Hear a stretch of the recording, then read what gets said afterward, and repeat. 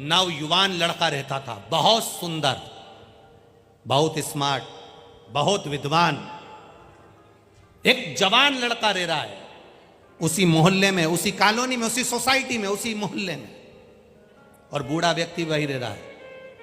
बूढ़े व्यक्ति को लगा इस नवयुवक लड़के को सब लोग पूछते रहते हैं, आदर करते हैं, सम्मान करते हैं, मेरा इतना आदर सम्मान सब घट गया। तो बूढ़े व्यक्ति को बड़ा गुस्सा आया। उसने पूरे मोहल्ले में खबर कर दी कि ये चोर है, ये चोट्टा है, चोरी करता है, इसने कई जगह पर चोरी कर ली, इसके घर में जो पैसा आ रहा है वो चोरी का है, इसके घर में जो धन आ रहा है वो चोरी का है। सारे नगर में सूचना हो गई, सारे नगर के लोग उस नवयुवक लड़के से दूर हट गए। कोई उसके साथ नहीं रहता, कोई उसके पास नहीं रहता, सब ने दूरी बना ली, सब ने दूरी। एक दिन नगर में चोरी हो गई, सबसे पूछा गया तुम्हें किसी पर शंका है? नगर के लोगों ने कह दिया वो नवयुवक लड़के पर शंका है। पुलिस वाले आए, नवयुवक लड़के को पकड़ कर ले जाकर थाने में बंद कर दिया। अदालत में केस चला, उसके कोई सबूत नहीं मिले, जज ने उसको रिहा कर दिया। उस नवयुवक लड़के की आंख में आंसू भरे और रोता हुआ सोचता है, मैंने कभी किसी का बुरा नहीं करा, आखिर इन बुजुर्ग ने मेरे साथ में ऐसा क्यों करा, क्यों मुझ पर ऐसी टिप्पणी कर दी, क्यों मुझे गलत कह दिया। मैं तो चोर भी नहीं था, अपशब्द भी नहीं कहता था, केवल अंदर की ईर्ष्या ने उस बुजुर्ग के मुख से उसके लिए गलत टिप्पणी करा दी। अंदर की ईर्ष्या।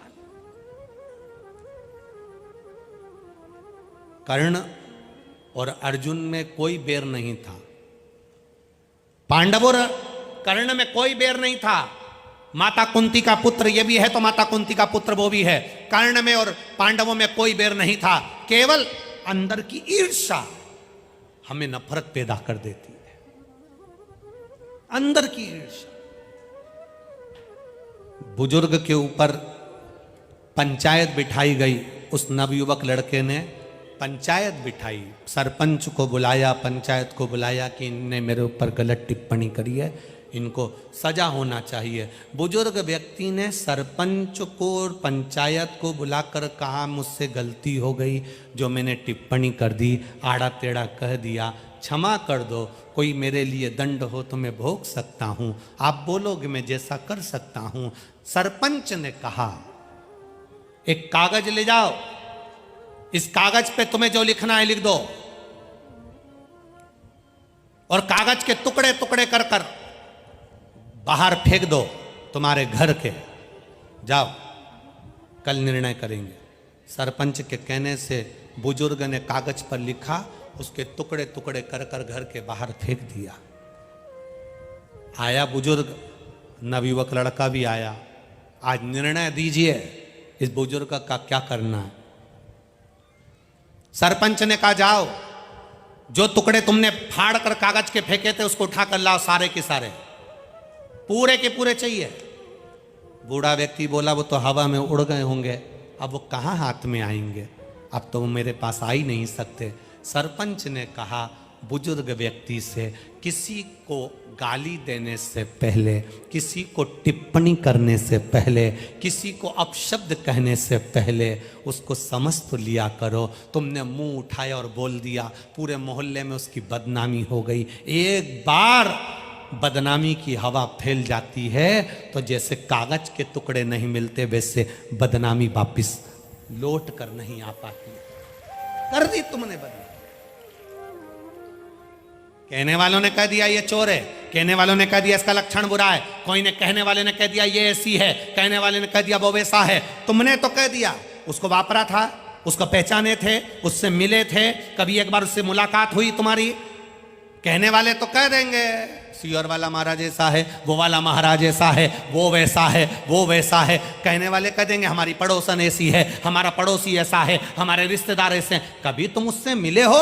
एक बार पहले उससे मिलकर देखो, और मिलने पर तुम्हें महसूस हो कि ये गलत है तो फिर गलत कहो, अन्यथा किसी पर गलत टिप्पणी कर देने पर हमारी जिंदगी भी नरक हो जाती है, हम कहीं के नहीं रह पाते।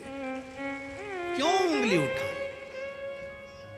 मत बुरे कर्म कर बंदे वरना पछताएगा, भगवान की आंखों से तू बच नहीं पाएगा, तू बच नहीं पाएगा। हमारे जीवन का उसूल कहता है, हमारे जीवन की सबसे पहली पहल कहती है, सत्ता बाद में सत्य पहले होना चाहिए, पार्टी बाद में प्रभु का नाम पहले होना चाहिए, राजनीति बाद में राष्ट्र की नीति, राष्ट्र की रक्षा पहले होना चाहिए। हम राजनीति में इतने उलझ गए कि राष्ट्र की भलाई भूल गए, राष्ट्रहित की पहल भूल गए, अपने राष्ट्र को कैसे उत्थान की ओर लेकर जाना है। हम राजनीति के चक्कर में, पार्टियों के चक्कर में इतने घुल गए कि सबको बांटने में लग गए। ये ब्राह्मण, ये क्षत्रिय, ये वैश्य, ये शूद्र। शिव महापुराण की ये पोथी और ये व्यासपीठ जिस पर हम बैठे हैं, ये 4 पाए पर बनी है। पहला पाया ब्राह्मण, क्षत्रिय, वैश्य, शूद्र, जिस पर हम बैठे हैं, ब्राह्मण, क्षत्रिय, वैश्य और शूद्र, ये 4 हमारे सनातन धर्म के पाए हैं। ये एक जैसे हैं तो सनातन धर्म एक जैसा।